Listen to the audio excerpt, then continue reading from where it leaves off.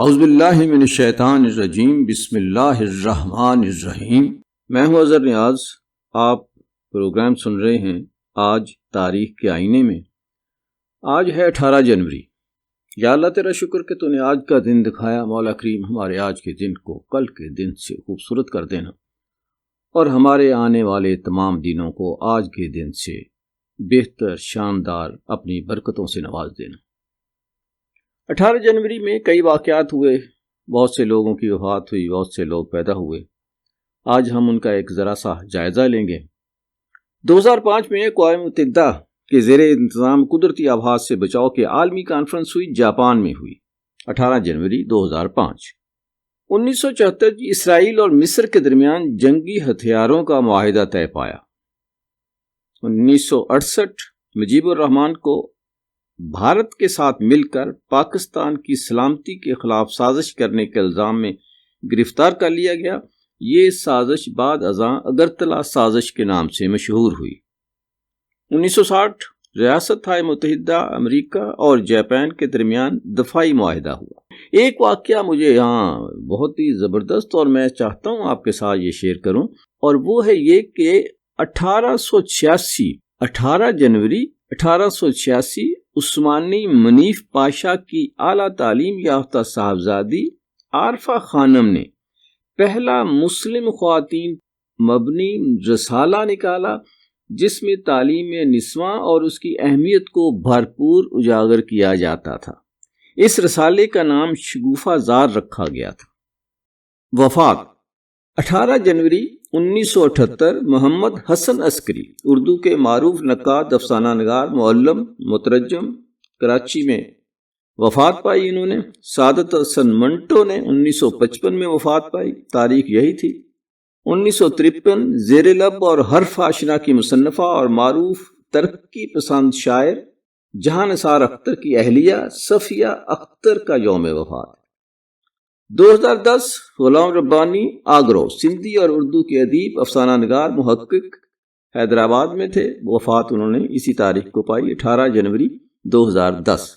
اور 1993 حقوق انسانی کے علمبردار مارٹن لوتھر کنگ کی یاد میں ریاستہائے متحدہ امریکہ کی تمام ریاستوں میں پہلی بار یہ دن منایا گیا۔ اچھا جی، بات میں جو اس کے بعد کروں گا وہ میں آج بات کرنا چاہتا ہوں محمد حسن عسکری پر۔ یہ پوڈ کاسٹ کے بعد بات کروں گا، لیکن ایک بات میں ان کے حوالے سے میں پہلے ہی کرنا چاہتا ہوں، وہ چونکہ میرے ذاتی تجربے میں شامل ہے۔ ہم کراچی میں ہوتے تھے، ہمارے ایک دوست تھے انعام صدیقی صاحب، میوزک کے پروڈیوسر تھے۔ وہ آئے ایک دن اور کہنے لگے یار ہمارے ساتھ بڑا ہاتھ ہو گیا۔ میں نے کیا ہاتھ ہو گیا؟ کہنے لگے ہم نے سوچا کہ حسن عسکری صاحب کا امتحان لیا جائے، تو ہم گئے صدر میں کتابوں کی ایک بڑی مشہور دکان ہوتی تھی، وہاں سے ہم نے ایک پوچھا کہ لیٹسٹ آرٹ پر کوئی کتاب آئی ہے، تو انہوں نے کہا کہ یہ کتاب آئی ہے جی آرٹ کے اوپر۔ تو ہم نے جلدی سے اس کا اٹھایا، اس کو دیکھا، دائیں بائیں اس کا جو سر ورک تھے اور فلیپ تھے ان کو پڑھا اور کتاب کو بند کیا، رکشہ لیا اور سیدھا حسن عسکری صاحب کے گھر پہنچ گیا۔ انہوں نے بٹھایا، چائے کے لیے کہا اور کہنے لگا جی کیسے آئے ہیں؟ کہنے لگے ایک بات سمجھ میں نہیں آئی، ہم نے سوچا کہ چلیں آپ سے پوچھتے ہیں۔ انہوں نے کہا جی کیا؟ تو کہنے لگے یہ جو ہے کہ یہ آرٹ کے حوالے سے انہوں نے جو فلیپ پڑھا تھا نا، وہ اس کو دہرانے لگے کہ جی اصل میں یوں ہوتا ہے اور آرٹ اس طرح سے ہوتا ہے، اور یہ کیا مطلب کیا ہے اس کا؟ تو انہوں نے کہا بھائی اصل میں یہ بات جو ہے نا صرف فلیپ پڑھ کر نہیں سمجھ میں آتی، اس کے لیے پوری کتاب پڑھنی پڑتی۔ تو صدیقی صاحب کہیں گے ہمارے طوطے اڑ گئے، ہم نے سوچا تھا کہ یہ کتاب جو 2 دن پہلے بازار میں آئی ہے، پاکستان میں آئی ہے، وہ انہوں نے پہلے ہی پڑھ رکھی تھی، اور نہ صرف کتاب پڑھ رکھی تھی، ہماری طرف صرف فلیپ نہیں پڑھا تھا۔ تو بہت پڑھے لکھے آدمی تھے جی، یہ ناممکن تھا کہ پاکستان میں کوئی کتاب جو ہے وہ آ جائے اور وہ انہوں نے نہ پڑھی ہو۔ ان پہ بات کریں گے جی، لیکن ابھی چلتے ہیں پروگرام آج تاریخ کے آئینے میں۔ تاریخ کے کیلنڈر میں نا کچھ دن ایسے ہوتے ہیں جو بظاہر بالکل عام لگتے ہیں، بالکل عام۔ 18 جنوری بھی ایک ایسی ہی تاریخ ہے، لیکن جب ہم نے اس پر تحقیق شروع کی، خاص طور پر اردو اور انگریزی ویکیپیڈیا کو کھنگالا، تو مطلب کمال کی چیزیں سامنے آئیں۔ جی، اور یہ حیران کن تھا کہ ایک ہی دن میں سلطنتوں کے مستقبل کے فیصلے بھی ہو رہے ہیں، سائنس کی دنیا میں انقلاب بھی آ رہا ہے۔ اور اردو ادب کے بڑے ستارے بھی غروب ہو رہے ہیں۔ بالکل۔ تو آج ہماری کوشش یہی ہوگی کہ ان بظاہر الگ تھلگ نظر آنے والے واقعات کے درمیان جو چھپے ہوئے رابطے ہیں نا، ان کو تلاش کریں۔ یہ صرف تاریخ بتانا نہیں ہے، بلکہ یہ دیکھنا ہے کہ ایک ہی 24 گھنٹے کا عرصہ مختلف زمانوں اور مختلف جگہوں پر کیا کیا معنی رکھتا ہے۔ تو یہ ایک طرح سے وقت میں ایک بہت دلچسپ سفر ہے۔ تو پھر سفر شروع کرتے ہیں۔ سب سے پہلے عالمی سیاست اور جغرافیائی تبدیلیوں پر بات کرتے ہیں۔ 1919 میں آج ہی کے دن پیرس امن کانفرنس۔ جی، پیرس امن کانفرنس کا آغاز ہوا۔ یہ پہلی جنگ عظیم کے فوراً بعد کا وقت تھا جب فاتح ممالک اکٹھے ہوئے تھے۔ اور مقصد یہ تھا کہ شکست کھانے والی طاقتوں، خاص طور پر سلطنت عثمانیہ کا کیا بنے گا۔ صحیح۔ یہ تاریخ کا ایک بہت بڑا موڑ تھا۔ یہ صرف ایک میٹنگ نہیں تھی، یہاں دنیا کے نقشے پر نئی لکیریں کھینچی جا رہی تھیں۔ اچھا۔ اسی کانفرنس کے فیصلوں کے تحت سلطان عثمانیہ کے کئی عرب علاقے جیسے عرفہ، اونتیپ اور مراش وہ فرانس کے کنٹرول میں دے دیے گئے۔ جی، بظاہر یہ صرف علاقوں کا تبادلہ تھا، لیکن اس کے اثرات بہت گہرے تھے۔ گہرے اثرات سے آپ کی کیا مراد ہے؟ مطلب صرف حکمران ہی تو بدلے تھے نا؟ نہیں، صرف حکمران نہیں بدلے۔ یہاں جو سب سے اہم بات ہوئی وہ یہ تھی کہ ایسی مصنوعی سرحدیں کھینچی گئیں جنہوں نے صدیوں سے ساتھ رہنے والے مختلف نسلی اور مذہبی گروہوں کو ایک ہی نئی ریاست میں بند کر دیا۔ جیسے کہ عراق اور شام کی تشکیل؟ بالکل۔ ان فیصلوں نے مستقبل کے ان تمام تنازعات کی بنیاد رکھ دی جن کی آگ میں مشرق وسطیٰ آج تک جل رہا ہے۔ یعنی 1919 میں پیرس کے ایک ہال میں ہونے والے فیصلوں کی گونج ہمیں آج بھی سنائی دیتی ہے؟ آج بھی سنائی دیتی ہے۔ یہ تو واقعی ایک اہم نقطہ ہے، اور اسی تاریخ کے ساتھ ایک اور سیاسی پیچیدگی بھی جڑی ہوئی ہے۔ جی، لوزانے امن معاہدے والی۔ ہاں، 1927 میں امریکی سینٹ نے لوزان امن معاہدے کو مسترد کر دیا تھا، جو 1923 میں طے پایا تھا اور جس نے جدید ترکی کی بنیاد رکھی تھی۔ صحیح۔ مجھے یہ بات کچھ سمجھ نہیں آئی۔ اگر امریکہ جیسی عالمی طاقت نے معاہدہ مسترد کر دیا تو وہ نافذ کیسے ہو گیا؟ کیا اس وقت امریکہ کا اثر و رسوخ کم تھا؟ یہ ایک بہترین سوال ہے۔ اس سے اس وقت کی عالمی سیاست کے بارے میں دو باتیں پتہ چلتی ہیں۔ اچھا۔ پہلے یہ کہ جنگ عظیم اول کے بعد امریکہ ایک عالمی طاقت کے طور پر ابھر تو رہا تھا، لیکن وہ ابھی یوں سمجھے دنیا کا تھانے دار نہیں بنا تھا۔ وہ اکثر معاملات میں الگ تھلگ رہنے کی پالیسی پر عمل کرتا تھا۔ یعنی وہ زیادہ دخل اندازی نہیں کرتا تھا۔ بالکل۔ اور دوسری زیادہ اہم بات یہ ہے کہ لوزان معاہدہ بنیادی طور پر ترکی اور یورپی طاقتوں، خاص طور پر برطانیہ، فرانس اور اٹلی کے درمیان تھا۔ اچھا۔ تو جب ان طاقتوں نے اسے تسلیم کر لیا تو ترکی کے لیے امریکی منظوری ثانوی حیثیت رکھتی تھی۔ یہ واقعہ بتاتا ہے کہ تاریخ کا دھارا ہمیشہ کسی ایک ملک کی مرضی کے تابع نہیں رہتا۔ واہ! تو اس کا مطلب یہ ہوا کہ عالمی معاہدے کسی ایک طاقت کی منظوری یا نامنظوری سے کہیں زیادہ پیچیدہ ہوتے ہیں۔ جی بالکل۔ اسی طرح اگر ہم 20ویں صدی میں تھوڑا آگے بڑھیں تو 18 جنوری کو دو اور اہم معاہدے نظر آتے ہیں۔ ایک 1974 میں اسرائیل اور مصر کے درمیان، اور دوسرا 1960 میں امریکہ اور جاپان کے درمیان۔ یہ تو صرف نام ہے، ان کے پیچھے کہانی کیا تھی؟ دونوں کے پیچھے سرد جنگ کا پس منظر تھا۔ 1960 کا امریکہ جاپان دفاعی معاہدہ ایشیا میں سوویت یونین کے بڑھتے ہوئے اثر و رسوخ کو روکنے کے لیے تھا۔ اچھا۔ اس نے جاپان کو امریکی سیکیورٹی کی چھتری فراہم کی، اور آج تک یہ معاہدہ اس خطے کی سیکیورٹی کے لیے کلیدی حیثیت رکھتا ہے۔ صحیح۔ دوسری طرف 1974 میں مصر اور اسرائیل کا جو معاہدہ تھا وہ 1973 کی یوم کپور جنگ کے بعد ہوا تھا۔ اس میں تو ہنری کسنجر کا بڑا کردار تھا نا؟ جی، ان کی مشہور شٹل ڈپلومیسی کا۔ اسی نے دونوں ممالک کو پیچھے ہٹنے پر آمادہ کیا اور مستقبل کے امن معاہدے کی راہ ہموار کی۔ یعنی یہ تاریخ صرف جنگ شروع ہونے کی نہیں بلکہ جنگ روکنے کی بھی ہے۔ بالکل۔ لیکن اگر ہم تاریخ میں اور بھی پیچھے جائیں تو 1778 میں بھی اسی دن ایک ایسا واقعہ ہوا جس نے دنیا کا نقشہ بدل دیا۔ برطانوی مہم جو کیپٹن جیمز کک نے جزائر ہوائی کو دریافت کیا۔ یہاں یہ جو دریافت کا لفظ ہے نا، یہ بہت دلچسپ ہے۔ کس کے لیے دریافت؟ بالکل یہی سوال ہے۔ وہاں تو پہلے سے لوگ آباد تھے۔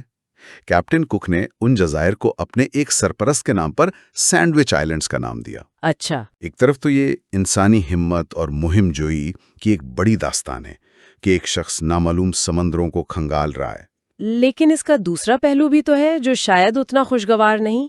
بالکل، دوسرا پہلو یہ ہے کہ یہ نو آبادیاتی نظام کے پھیلاؤ کا ایک اہم لمحہ تھا۔ صحیح۔ کک کی آمد ان جزائر کی مقامی آبادی کے لیے ایک ایسی تبدیلی کا آغاز تھی جس نے ان کی ثقافت، ان کی زبان، ان کی خود مختاری، سب کچھ ہمیشہ کے لیے بدل کر رکھ دیا۔ تو ایک ہی واقعہ ایک تہذیب کے لیے دریافت اور ترقی ہے اور دوسری تہذیب کے لیے بیرونی تسلط۔ اور اپنی شناخت کے بحران کا آغاز، تاریخ کی یہی تو سب سے بڑی ستم ظریفی ہے۔ ایک طرف دنیا کی سرحدیں طاقت سے بدلی جا رہی تھیں تو دوسری طرف کچھ لوگ معاشرے کے اندر کی سرحدوں کو توڑنے کی کوشش کر رہے تھے۔ جی، چلیں اب سائنسی اور معاشرتی میدان میں 18 جنوری کے کچھ سنگ میل دیکھتے ہیں۔ یہاں ایک بہت ہی دلچسپ پہلی نمائش کا ذکر ملتا ہے۔ ایکس رے مشین والی؟ جی، 1896 میں امریکہ میں پہلی بار ایک ایکس رے مشین کی عوامی نمائش کی گئی۔ ذرا تصور کریں، ایک ایسی مشین جو آپ کے جسم کے آر پار دیکھ سکتی ہو۔ اس وقت کے لوگوں کے لیے یہ کسی جادو سے کم نہیں ہوگا۔ یہ تو سائنس فکشن کے حقیقت بننے جیسا تھا۔ بالکل، لیکن اس کو ایک اور بالکل مختلف قسم کی پہلی نمائش سے جوڑ کر دیکھیں تو اور بھی مزہ آئے گا۔ 1733 میں، یعنی اس سے بھی 125 سال پہلے، بوسٹن شہر میں پہلی بار ایک برفانی ریچھ کو نمائش کے لیے پیش کیا گیا تھا۔ برفانی ریچھ؟ یعنی 18ویں صدی کا سب سے بڑا انٹرٹینمنٹ شہر میں ایک پولر بیئر کو دیکھنا تھا۔ بالکل۔ آج ہم نیٹ فلکس دیکھتے ہیں اور وہ زندہ جانور دیکھ کر حیران ہوتے تھے۔ بالکل یہی بات ہے۔ یہ دونوں واقعات بظاہر چھوٹے ہیں، لیکن یہ بتاتے ہیں کہ وقت کے ساتھ ساتھ عوامی دلچسپی اور ٹیکنالوجی کی نمائش کے انداز کیسے بدلتے ہیں۔ ایک دور میں ایک نایاب جانور عوام کی حیرت کا مرکز تھا، اور دوسرے دور میں انسان کے اندر جھانکنے والی ایک مشین۔ یہ انسانی تجسس کی کہانی ہے۔ ایک ایسا واقعہ بھی ہے جو بہت اہم ہے، لیکن شاید بہت کم لوگ اس کے بارے میں جانتے ہیں۔ عارفہ خانم کا رسالہ؟ جی، 1886 میں سلطنت عثمانیہ میں منف پاشا کی بیٹی عارفہ خانم نے مسلم خواتین کا پہلا رسالہ شگوفہ زار جاری کیا۔ یہ ایک انقلابی قدم تھا۔ ہمیں اس کے پس منظر کو سمجھنا ہوگا۔ یہ وہ دور تھا جب عثمانی معاشرے میں خواتین کی تعلیم اور سماجی کردار پر شدید بحث چل رہی تھی۔ اچھا؟ ایک طرف روایت پسند طبقہ تھا اور دوسری طرف اصلاح پسند۔ ایسے میں ایک خاتون کا خود رسالہ نکالنا اور اس کا مقصد بھی تعلیم نسواں کو فروغ دینا رکھنا، یہ ایک بہت ہی جرأت مندانہ کام تھا۔ اس رسالے میں کس قسم کے مضامین ہوتے ہوں گے؟ ذرائع بتاتے ہیں کہ اس میں خواتین کی تعلیم کی اہمیت، صحت کے مسائل، گھریلو ذمہ داریوں کے ساتھ ساتھ دنیا میں کیا ہو رہا ہے اس پر مضامین ہوتے تھے۔ یعنی مقصد صرف گھر تک محدود رکھنا نہیں تھا؟ بالکل نہیں، مقصد انہیں ایک باشعور شہری بنانا تھا۔ یہ دراصل معاشرے کے اندر کی سرحدوں کو توڑنے کی ایک کوشش تھی۔ اور اسی حقوق کی جدوجہد کو اگر ہم جدید دور سے جوڑیں تو 1993 میں 18 جنوری کو ہی امریکہ کی تمام 50 ریاستوں میں پہلی بار مارٹن لوتھر کنگ جونیئر کی یاد میں سرکاری طور پر دن منایا گیا۔ جی، یہ دونوں واقعات، چاہے وہ 19ویں صدی کے استنبول میں ایک رسالے کا اجرا ہو یا 20ویں صدی کے امریکہ میں ایک قومی دن کا منایا جانا، یہ ایک ہی تسلسل کا حصہ ہیں۔ صحیح۔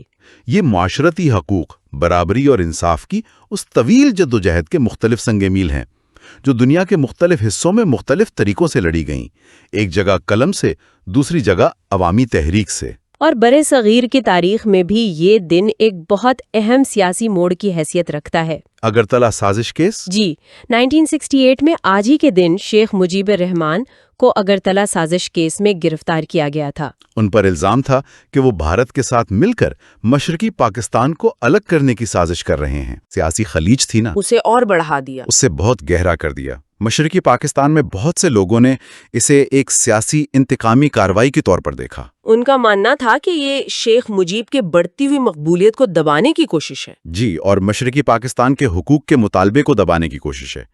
اس کیس نے اس احساس کو شدید کر دیا کہ مغربی پاکستان کا سیاسی ڈھانچہ ان کے حقوق کو تسلیم کرنے کے لیے تیار نہیں ہے۔ تو کیا یہ کہنا درست ہوگا کہ یہ کیس ان واقعات میں سے ایک تھا جنہوں نے بعد میں علیحدگی کی تحریک کی بنیاد رکھی؟ بلا شبہ یہ ایک اہم محرک بنا۔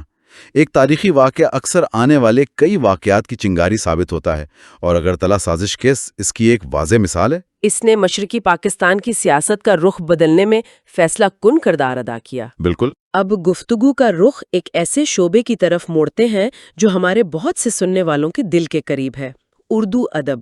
جی، 18 جنوری کی تاریخ اردو ادب کے لیے ایک ناقابل فراموش دن ہے، لیکن اس کی وجہ کوئی جشن نہیں بلکہ جدائی ہے۔ جی، اور اس فہرست میں سب سے پہلا اور شاید سب سے بڑا نام سعادت حسن منٹو کا ہے۔ منٹو اردو کے وہ شہرا آفاق افسانہ نگار جنہوں نے سماج کے ان تلخ حقائق کو بے باکی سے لکھا جن پر بات کرنے کی کوئی ہمت نہیں کرتا تھا، 1955 میں اسی دن لاہور میں انتقال کر گئے۔ جب میں نے ذرائع میں یہ پڑھا کہ اسی دن 1978 میں محمد حسن عسکری کا بھی انتقال ہوا تو میں واقعی حیران رہ گئی۔ یہ واقعی حیران کن ہے۔ منٹو اور عسکری اردو ادب کے دو بالکل مختلف لیکن اتنے ہی بڑے نام، اور دونوں کے برسی ایک ہی دن۔ کیا ان دونوں میں کوئی ادبی تعلق بھی تھا؟ یہ بہت دلچسپ سوال ہے۔ ان کا آپس میں گہرا تعلق بھی تھا اور شدید اختلاف بھی۔ اچھا، دونوں ترقی پسند تحریک سے الگ ہوئے، لیکن دونوں نے الگ الگ راستے اختیار کیے۔ منٹو نے اپنی کہانیوں میں سماج کی حقیقت نگاری کو انتہا تک پہنچا دیا، جبکہ عسکری نے مغرب کے جدید ادبی نظریات کو اردو تنقید میں متعارف کرایا۔ جی، اور بعد میں وہ اسلامی روایت کی طرف مڑ گئے۔ تو یوں سمجھیں کہ ایک تخلیق کا بے باک اظہار تھا تو دوسرا تخلیق کا گہرا پارکھ۔ واہ! دونوں نے مل کر اردو فکشن و تنقید کا پورا منظرنامہ بدل دیا۔ تو ایک ہی تاریخ کو ہم افسانے کے ایک بادشاہ اور تنقید کے ایک امام کو یاد کرتے ہیں۔ بالکل۔ لیکن فہرست یہیں ختم نہیں ہوتی۔ اسی دن وفات پانے والی ایک اور اہم شخصیت صفیہ اختر بھی ہیں۔ معروف ترقی پسند شاعرہ اور جان نثار اختر کی اہلیہ۔ ان کا انتقال 1953 میں 18 جنوری کو ہوا۔ ان کی شاعری کے بارے میں کچھ بتائیے۔ صفیہ اختر کی شاعری میں ایک خاص قسم کی نرمی، اداسی اور گہرائی ہے۔ انہوں نے بہت کم عمر پائی، لیکن ان کی شاعری، خاص طور پر ان کے خطوط جو زیر لب کے نام سے چھپے، اردو ادب کا ایک قیمتی سرمایہ ہے۔ اچھا، ان کی وفات نے اس دور کے بڑے بڑے شاعروں کو بھی بہت متاثر کیا تھا۔ اور اس فہرست میں چوتھا نام غلام ربانی آگرو کا ہے، جو 2010 میں اسی تاریخ کو وفات پا گئے۔ جی، وہ سندھی اور اردو دونوں زبانوں کے ایک بڑے ادیب اور محقق تھے۔ تو ان کا کام کیا دو زبانوں کے درمیان ایک پل جیسا تھا؟ بالکل، آپ نے صحیح کہا۔ ان کا کام دو ثقافتوں اور دو زبانوں کے درمیان ایک پل کی حیثیت رکھتا ہے۔ انہوں نے سندھی ادب کو اردو دان طبقے سے اور اردو ادب کو سندھ سے متعارف کرایا۔ اگر ہم ان چاروں شخصیات کو ایک ساتھ دیکھیں تو 18 جنوری کی تاریخ اردو ادب کے 4 مختلف اور اہم رنگوں کی یاد دلاتی ہے۔ منٹو کا بے مثال افسانہ، عسکری کی کڑی تنقید، صفیہ اختر کی نرم و گداز شاعری اور غلام ربانی آگرو کی تحقیق اور 2 لسانی خدمات۔ ایک ہی دن میں ادب کی 4 بڑی جہتیں سمٹ آئی ہیں۔ بالکل۔ تو آج کی گفتگو کو سمیٹتے ہیں۔ 18 جنوری کی یہ تاریخ ہمارے سامنے کئی روپ میں آئی ہے۔ عالمی سیاست میں سرحدوں کی تبدیلی اور نئے معاہدوں کا دن، سائنس اور عوامی دلچسپی میں نئی ایجادات کا دن، معاشرے میں خواتین اور انسانی حقوق کی جدوجہد کا دن، اور اردو ادب کے لیے ایک ہی وقت میں 4 بڑے ستاروں کے ڈوبنے کا ایک یادگار اور ایک بھاری دن۔ بالکل۔ آج کی اس پوری گفتگو میں 2 باتیں ایک ساتھ بہت نمایاں ہو کر سامنے آئی۔ کون سی؟ 1919 میں پیرس میں دنیا کی سرحدیں میز پر بیٹھ کر دوبارہ کھینچی جا رہی تھیں، اور اس سے تقریباً 150 سال پہلے 1778 میں اسی تاریخ کو کیپٹن کک سمندر پار ایک نئی دنیا کی سرحدوں میں داخل ہو رہا تھا۔ صحیح۔ تاریخ میں یہ سرحدیں بنانے، مٹانے، کھینچنے اور پار کرنے کا عمل مسلسل جاری رہتا ہے۔ جی۔ یہاں غور طلب سوال یہ ہے کہ وقت گزرنے کے ساتھ ان واقعات کے معنی کیسے بدل جاتے ہیں؟ ایک نسل جسے دریافت کہتی ہے، آنے والی نسلیں اسے قبضہ کیوں کہتی ہیں؟ اور ایک نسل جسے امن معاہدہ سمجھتی ہے، اگلی نسل اسے مستقبل کے تنازع کی بنیاد کے طور پر کیوں دیکھتی ہے؟ جی، تو میں بات کر رہا تھا شروع میں محمد حسن عسکری صاحب پہ، جن کا وہ دلچسپ واقعہ میں نے آپ کو سنایا کہ کس طرح سے انہوں نے امتحان لینے والوں کو امتحان میں ڈال دیا۔ تو محمد حسن عسکری صاحب جو ہے وہ 5 نومبر 1919 کو پیدا ہوئے، 18 جنوری 1978 کو انہوں نے انتقال کیا۔ پاکستان کے نامور اردو زبان و ادب ان کے نقاد تھے، مترجم تھے، افسانہ نگار اور انگریزی ادب کے استاد تھے۔ انہوں نے اپنے تنقیدی مضامین اور افسانوں میں جدید مغربی رجحانات کو اردو داں طبقے میں متعارف کرانے میں اہم کردار ادا کیا۔ حسن عسکری صاحب جو ہیں وہ میں ان کے ساتھ محمد حسن عسکری، ویسے بھی 2 حسن عسکری ہیں، ایک تو پنجاب یونیورسٹی کے جو ہیڈ آف دی ڈپارٹمنٹ رہے جرنلزم کے، اور یہ جو ہے یہ کراچی میں انگریزی کے استاد تھے اور ان کا نام تھا محمد حسن عسکری۔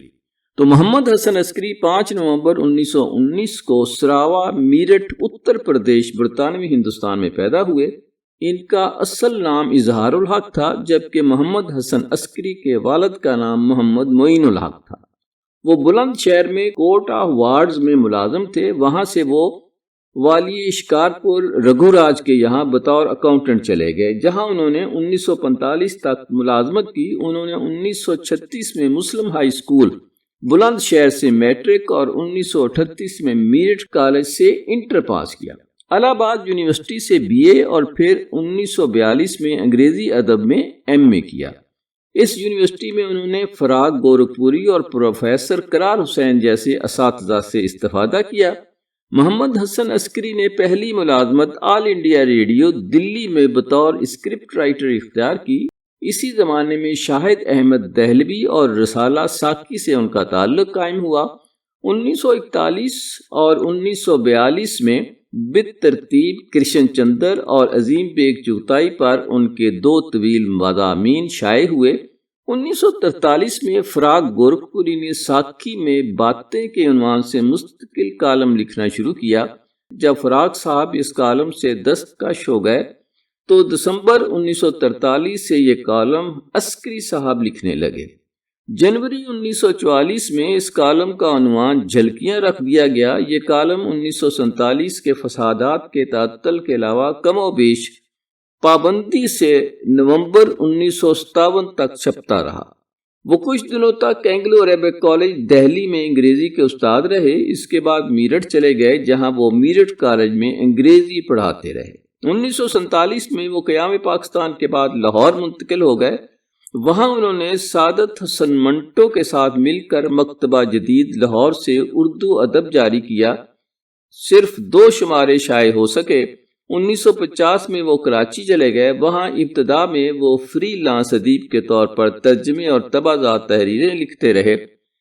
جنوری سے جون 1950 تک ماہ نو کراچی کے مدیر بھی رہے۔ پھر انہوں نے کراچی یونیورسٹی سے ملحق کالج میں انگریزی کے استاد کے فرائض انجام دیے۔